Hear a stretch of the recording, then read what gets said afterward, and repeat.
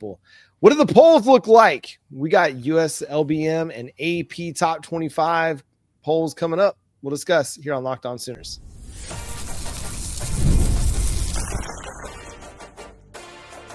You are Locked On Sooners, your daily podcast on the Oklahoma Sooners. Part of the Locked On Podcast Network, your team every day. Thanks again for making Locked On Sooners your first listen every single day. Shout out to all the everydayers out there tuning in and subscribe to the show wherever you get your podcasts. We're part of the Locked On Podcast Network, your team every day. Jay, the USLBM coaches poll and the AP top 25 released on Sunday. The Oklahoma Sooners moved up to number 11 in the AP poll and number 12 in the coaches poll. What are your thoughts about where Oklahoma stands at this point? Man, just go keep winning, baby. It's the only thing that matters. Like these make sense poll wise. I figured that's where we would end up, would be in this range. And so like I went ahead, I got a little bored, of course, had to do my own calculations and see what the people actually picked. So we had 42 picks in the top 10. We had 42 votes in the top 10 on the AP side. 12 of them for number 10, 14 for number 9, 6 for number 8, 8 for number 7, and we got a vote for number 6 and a vote for number 5. So far the AP likes us. Now, granted, y'all know me. I always say this, and I'm not going to, sugarcoat this component of it is I don't really care much about these polls October.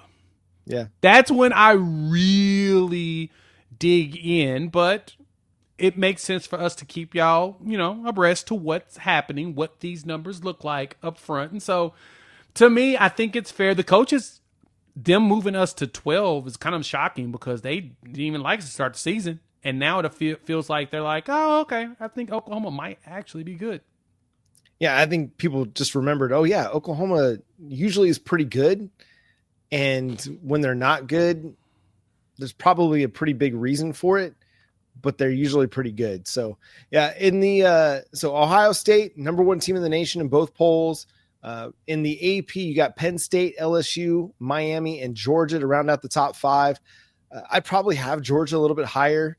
Oregon comes in at 6, Florida State 7. Texas is down to number 8, Illinois at 9, and Texas A&M at 10 after their big win over Notre Dame. I think what's interesting, Jay, is you look at the coaches. There's 12 SEC teams ranked. In the AP, 11. And Oklahoma will play 7 teams in the AP and 8 teams in the coaches. South Carolina, the bigger difference. South Carolina dropped all the way out of the AP poll this week, still inside the coaches poll after their loss to Vanderbilt. Yeah, that South Carolina dropping. That feels Nobody's giving them any grace for losing Lenore Sellers. That's for sure. Yeah, none at all. So I guess we got to see how long will he actually be out. I guess that's kind of the bigger question when it comes to him. But man, they really are not giving zero grace for them losing Lenore Sellers. Like I would have never expected them to kick them. They kicked them all the way down, man. Like what are we doing here? Should they have been kicked down that far? I mean, Vanderbilt's a really good team. I think the biggest problem for me is Vanderbilt should have been more respected than what they were. Yeah. Who else did South Carolina lose to? Right. Exactly. Now, they do have a similar opponent in Vanderbilt both playing Vodtech, and South Carolina struggled with them to start the season, and then Vanderbilt destroyed them so that Old Dominion could put the nail in the coffin. Yeah. Because, the second half of that game, Vanderbilt, they outdid them by like 300 yards, John. And then because of that, Old Dominion went ahead and said, we're going to go ahead and Dunskies, and then they fired their coach. That what Virginia Tech has become just breaks my heart. That was my grandfather's alma mater. He was part of the Corps of Cadets. So I'm by extension a little bit of a Hokies fan. Watched a lot of Michael Vick back in the early 2000s. It's sad to see what Virginia Tech has become. Hopefully they get their next coaching hire right. But aside from that, I feel like I don't really have a whole lot of complaints with the top 10. I think you could make an argument for a lot of teams up there. I think I'd have Georgia higher just because I was really impressed with their win over Tennessee. Gunnar Stockton looked great. The dude was tough as nails. The throw on 4th and 6 to go tie the football game was incredible. I mean, he stood in the pocket and took some shots and made some big time throws. I was very impressed with Gunnar Stockton. Yeah, Gunnar Stockton to me is probably one of the more underrated quarterbacks in the SEC. Like, I can't say John Mateer is underrated anymore. He's getting all the gas you could possibly imagine from a quarterback. And the good thing is he's putting up the numbers. Again, I mentioned it in the first segment. He leads the SEC in passing yards at 944 yards.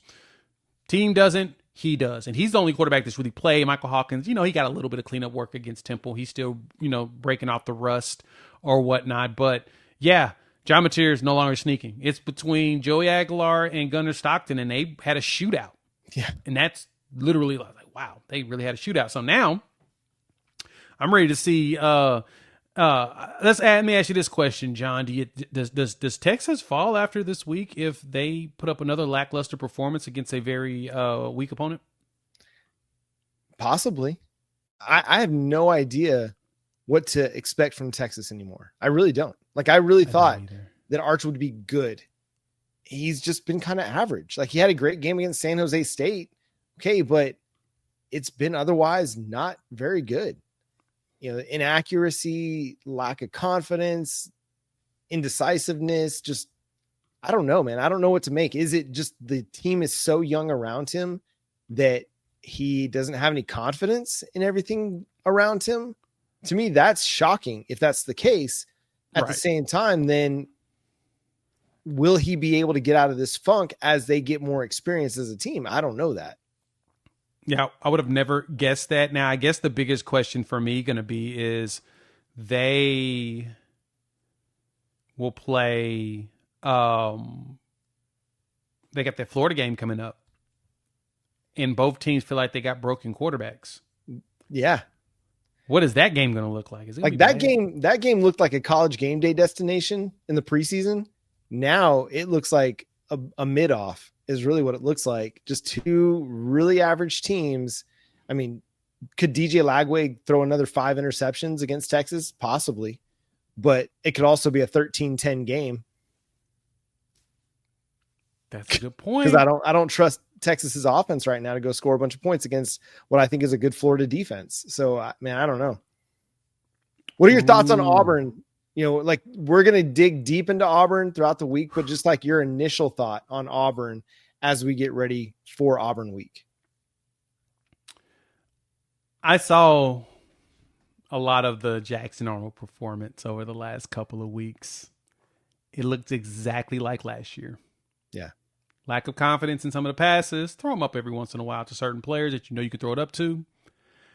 Feels like the $2 million they're paying for those wide receivers is not a very good investment right now. Probably should throw more of those into the offensive line. Why? Because they're just running the ball like crazy. Yeah, I think this is going to be one of those games where John Mateer has another big performance. We saw what Baylor did to him in week 1. I don't think this Auburn defense is going to be able to slow Oklahoma down consistently enough. And then if they get any kind of a lead, especially if they get a touchdown or more lead in this game, Brent Venables is just going to go to work. And we saw what he did to Temple last week. I'm not sitting here saying he's got any ill feelings or ill will towards Jackson Arnold at all. He's only spoken highly of him since he left. But you can bet that Brent Venables is going to want to go make a statement with his defense.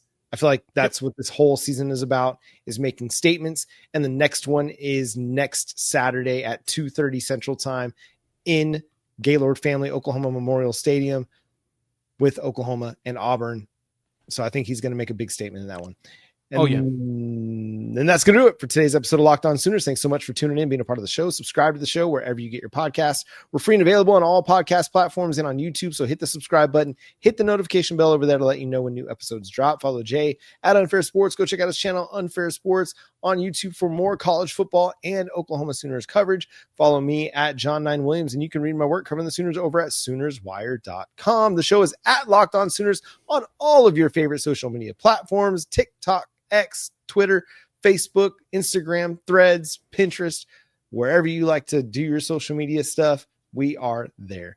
But until next time, he's Jay Smith. I'm John Williams. We'll talk to you then. Boomer Sooner.